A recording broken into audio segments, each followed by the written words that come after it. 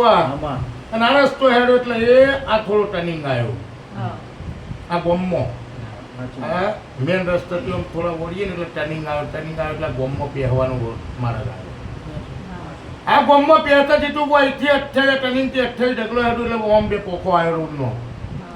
શું કહું છું બે પોખો આવ્યા જીતું બુઆ મારે આ પોખ જ આવું નહીં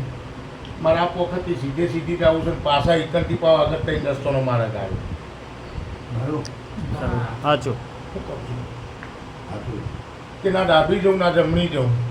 સીધી હેડી થોડો ઢાળ ઉતરવાનો થોડો ચડવાનો એકદમ ઢાળ શું કહું છું એકદમ ઢાળ નહીં થોડો ઉતર્યા થોડો ચડ્યા એ તો બહુ 11 ડગલો હેડું એથી